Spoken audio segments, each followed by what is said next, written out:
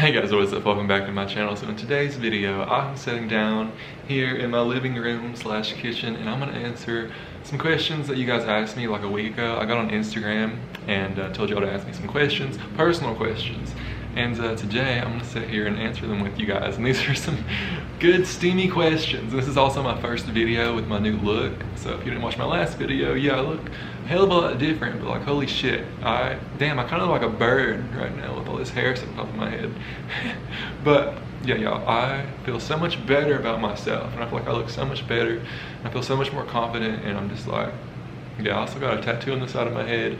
I'm just making changes in my life and it feels really fucking good. So yeah, today I'm gonna sit and talk to y'all and answer some questions. I have them pulled up on my phone here and I don't know, I feel like it's good to do these just to like let you guys know like where I'm at in life and just be more personal with y'all, because honestly if it wasn't for y'all I wouldn't be shit right now and I'd probably be really depressed or dead. So yeah, let's go ahead and get right into these fucking questions. So you guys, the first question is from my friend Caitlin. We actually went to school together, shout out to you. So she asked, are you currently dating slash open to relationships? Sorry, this is juicy. So I actually am.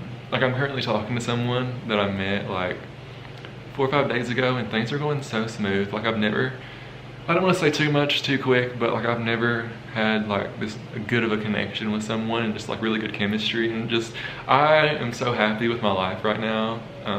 Like I just feel really fucking lucky. Do you currently have a crush on someone? I do. Like I just said, I definitely do. I don't want to say too much, but I guess I'm just gonna see where things go. I've not really been in a real relationship ever before in my life. I've had crushes on people, but you know, 90% of the time, like the people that I had crushes on didn't really like me the same way back. So it really fucked with my mental health for a long time, or it really fucked with me mentally for a long time, and it was something that really bothered me. But now I'm really happy and I feel really fucking lucky. Next question, are the tattoos a part of your personality? I mean, shit, I feel like the more I get, the more me I become in a way, but I don't want to make them a part of my personality either, because they're not, because I'm still the same person I was before I had tattoos. But I would say that they do make me feel cooler and they give me more confidence, and it's just dope having like art in my body, and I feel like it reflects how I feel a lot of the times.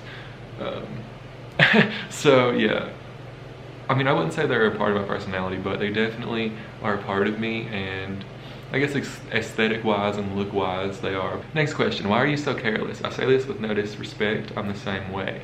So I wouldn't say that I'm careless completely, I just don't really give a fuck, and I try to just live my life and do whatever the fuck I want, because literally you're gonna die anyways. Like you're here on this earth for one time.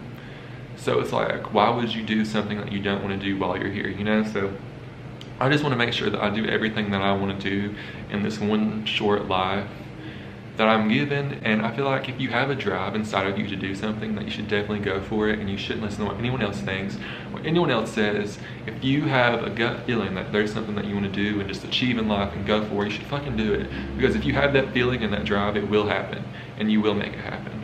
I never thought that I would be in the situation or, you know, state that I'm in life right now, but it feels fucking amazing, and I'm really fucking humbled, you know, by you guys supporting me and watching me. What are the biggest differences between Kentucky and Colorado? People, culture, landscape, etc. So definitely the landscape is different, you know, like it's really flat here, you know, and where I'm from, I lived in Middlesboro, Kentucky, and like literally y'all, the city was formed inside of a crater. And I'm pretty sure it's the only city in the US, maybe the world, that is like that. Probably not the world, but in the US, it's the only city that is built inside of a crater hole.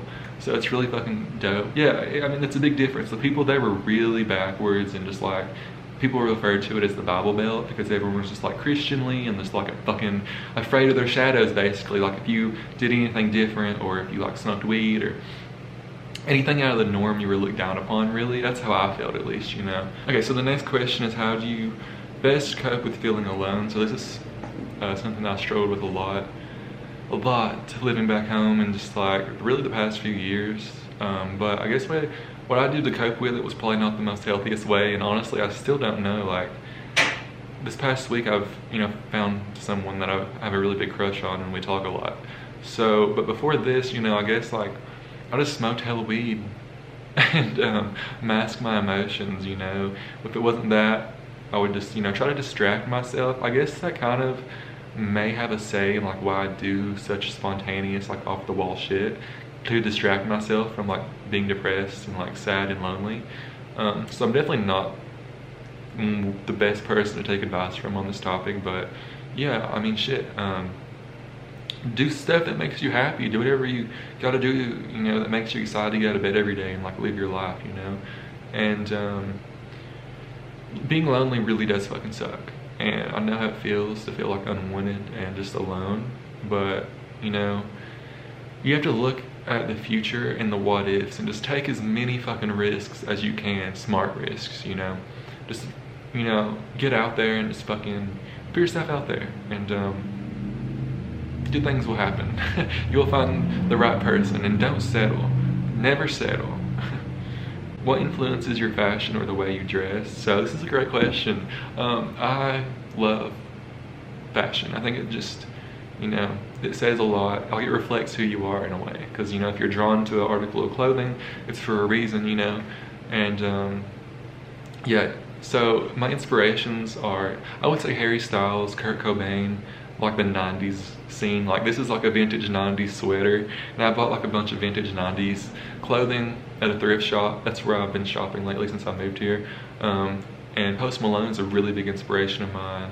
I'm sure there's a few that I can't think of right now, but yeah, I would say those three: Post, Harry Styles, Kurt Cobain, are my main style inspirations. And you know, just like whatever I'm fucking drawn to in the moment. So where? How do you do to be able to do what you love and not what your family wants? So I get what you're saying. So I think it's really important to always do what you want to do and not what your family wants to do, even if it means, you know, disappointing them in that moment. You know, you might disappoint them in that moment, but think 5 years down the road, like where you could be and how proud of them, or how proud of you they would be for, you know, not listening to them and becoming successful in something that you want to do. And honestly, if you know, you become really successful after they doubted you and they still aren't supportive, it's like, fuck that, you know? You gotta live your life, not your parents' life, and do what makes you happy.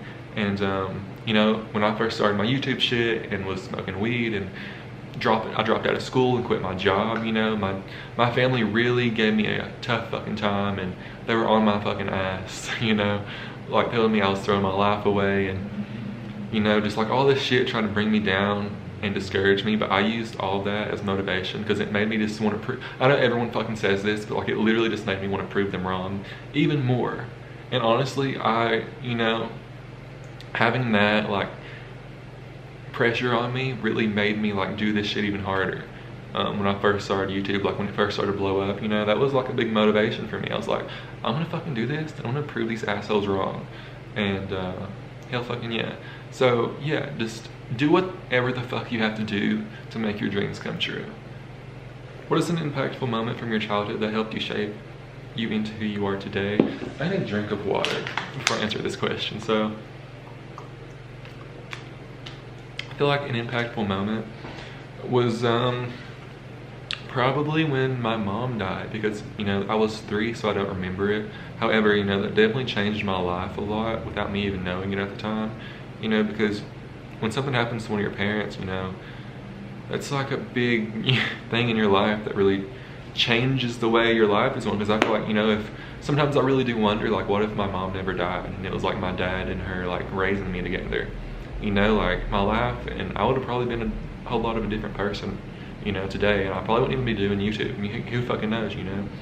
So I feel like that really changed things for my family, you know, my future. But everything, I guess happens for a reason, you know, and it is what it is. But here we are today, and everything in your life happens for a reason. So if you're going through a shitty time, you know, just think of that, and then think of where you can be in like a year from now, you know. So life can change really quick, and it is what you make it. Make the best of it. So do you think smoking will have a long-term impact for your physical and mental well-being? I mean, shit, you know, I was reading, and there was these 2 brothers, right? And it really just boils down to genetics, which my dad's side of the family has really good genetics. He has 7 brothers and 1 sister, and like, they're all in perfect health. So on that side of the family, I'm good, but my mom's side of the family, not so good. So it's really a 50-50 chance, I feel like, for me. So, you know, long term, it could affect my health, you know, like something fucked up could happen to me one day, but it's like, you know what, I don't look at shit that way, you know, like if it's my time to go, it's my time to go, and it is what it is, and I'm not afraid of that. So, you know, you can't live in fear. Do what the fuck you want. Mentally, mental impact or well-being, I feel like, you know, it all boils down to like if you're masking a problem, whether that be depression, you know, whatever you're going through in life.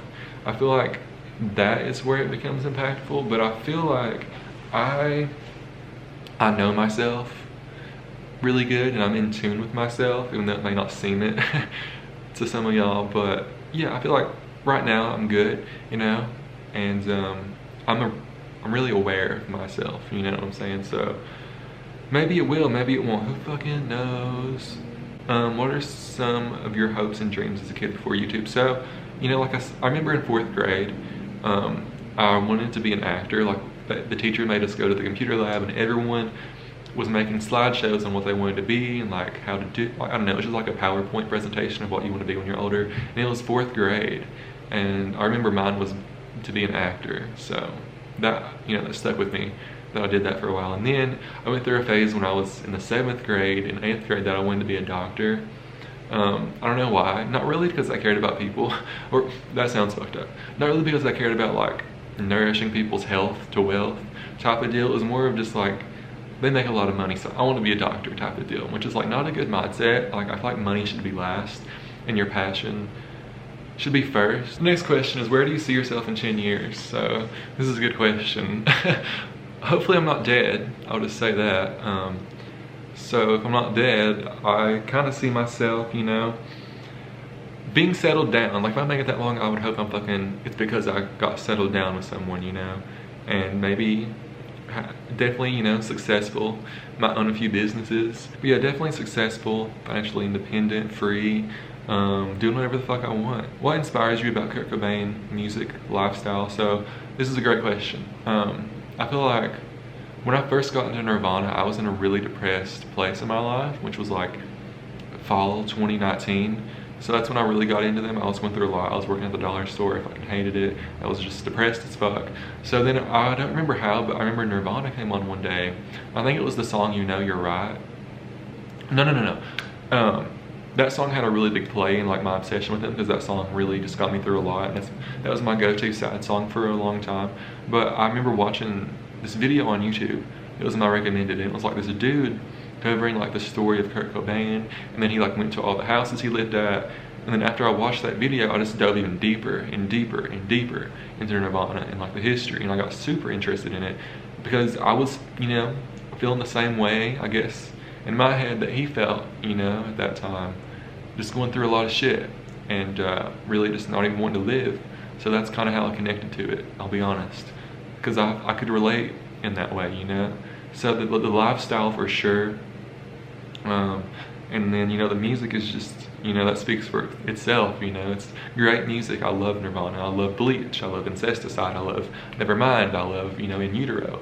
I love all, you know, the albums, and I've seen every single fucking interview, performance that there is to the public, you know, and I'm just a huge fan, you know. And I think Kurt Cobain was just a great artist, and yeah, he was a great artist, you know, and yeah. I look up to him. Are you feeling homesick? Hell fucking no. I'm loving my new home and my new environment and my new life, and I definitely, you know, I'm gonna go back and visit. Probably, my birthday's in June, so I'll probably visit in June sometime.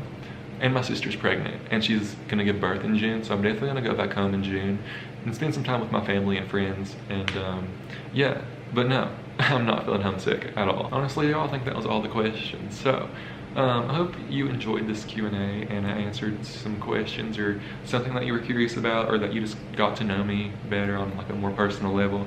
But yeah, I'm gonna end this video here, and I hope you guys enjoyed this video, and until the next one, stay motherfucking blaze. Thank you guys so much for watching and being supporting me. We're almost 100K, and that's fucking crazy. And yeah, I fucking love y'all. Stay fucking blazed, stay fucking lit, stay fucking positive, and believe in yourself and do whatever the fuck you want to do. So